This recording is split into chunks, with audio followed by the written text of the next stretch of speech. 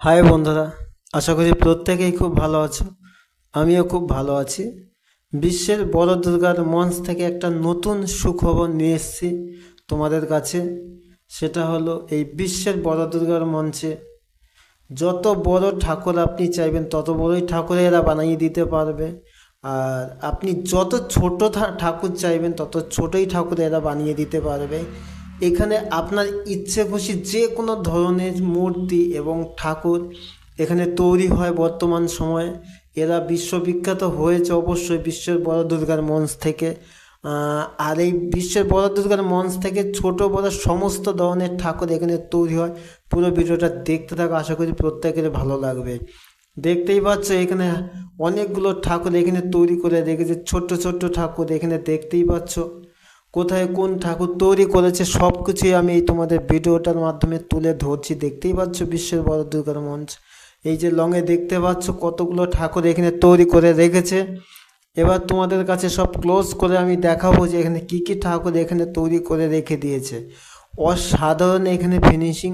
আর finishing দেখতে গেলে আপনাকে একটা কথাই বলতে হবে, এখানে আপনাকে প্রথম এসে দেখতে হবে, দেখে নেবেন যে এখানে কত সুন্দরভাবে তৈরি করছে, নিখুঁতভাবে তৈরি এখানকার ঠাকুর। যে কোনো মূর্তি আপনি অর্ডার দিয়ে করতে পারেন এবং বানাতে পারেন। আর ফিনিশিংয়ের দিক দিয়ে অসাধারণ। একই কথা আমি বারবার বলছি, আবারও বলছি, ফিনিশিং খুবই সুন্দর।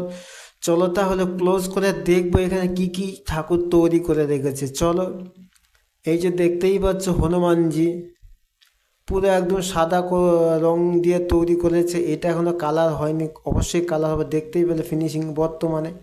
আর এই দিকে সেই গণেশ বাবাজি যিনি বসে আছেন, সুন্দর একটা ঠাকুর তৈরি করেছে গণেশজি। আর এই দিকে দেখতেই পাচ্ছ হনুমান চল্লিশা ঠাকুর। আর এই দিকে দেখতে পাচ্ছ ভোলে বাবা কত সুন্দরভাবে বসে আছে, যেটা খুব সুন্দর তৈরি করেছে। আর এই দিকেও তিনি সেই ভোলে বাবা সাইজটা একটু বড় করেছে, যে সাইজটা একটুখানি বড়। আর এর থেকে অনেক ছোট আছে, সেটাও তোমাদের কাছে তুলে ধরবো, ঠিক আছে?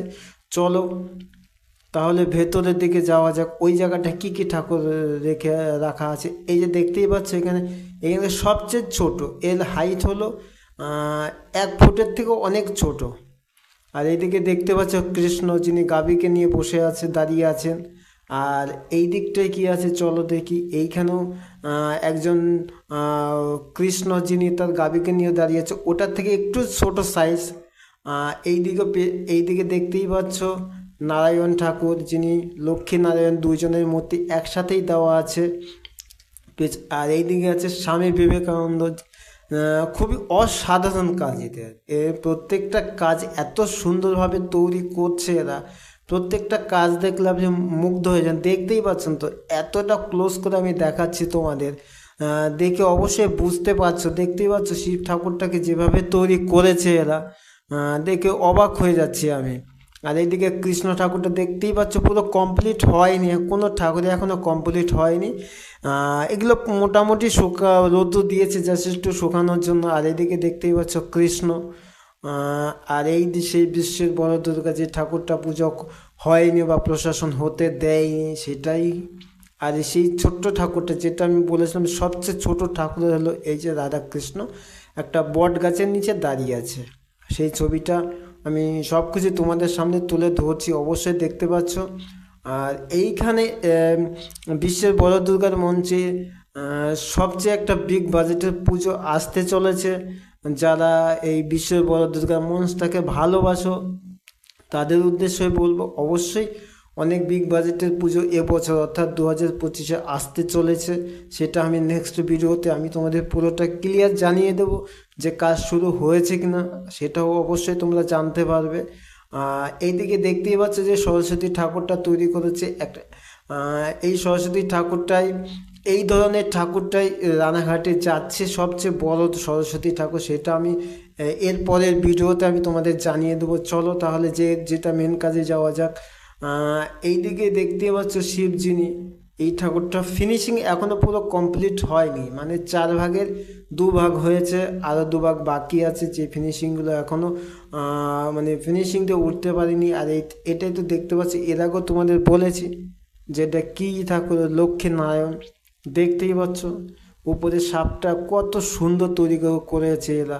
আর এইদিকে দেখতে পাচ্ছি এত ক্লোজ করে দেখছি, তোমরা না দেখে কেউ এখানে ঠাকুর অর্ডার করবে না বা কোনো মূর্তি এখানে অর্ডার দেবে না। দেখে নাও, তারপরে অবশ্যই তোমরা এদের কাজ দেবে বা অর্ডার দেবে। দেখতেই পাচ্ছ স্বামীজি একদম নিখুঁত কাজ। আপনি যত ছোট চাইবেন ততই ছোটতে আসবে, যত বড় চাইবেন তত বড়তেই এরা আসবে। এদের কোনো অসুবিধা নেই, আপনি যেমন ফিনিশিং দেবেন এরা ঠিক সেরকমভাবেই তৈরি করবে এই ঠাকুর বা যে কোনো মূর্তি। আর এই যে এখানে দেখতে পাচ্ছ কত ছোট্ট একটা ঠাকুর, যেটা হলো একটা বট গাছের নিচে দাঁড়িয়ে আছে। ঠাকুরের নামটা অবশ্যই চিনি, কিন্তু নামটা জানি না অবশ্য হয়তো। চলো তাহলে আরও কিছু তোমাদের দেখাবো। এটা তোমাদের সব কিছু দেখিয়ে দিলাম। আর এই যে সেই বিশ্বের বড় দুর্গার মঞ্চটার কথা তো অবশ্যই বলেছি। আর একটা জিনিস বলার ছিল যে এবছর নতুন বছরের শুরুতেই এরা একটা অলরেডি ঠাকুর এরা ডেলিভারি করে ফেলেছে পোস্টকালী, ঠিক আছে।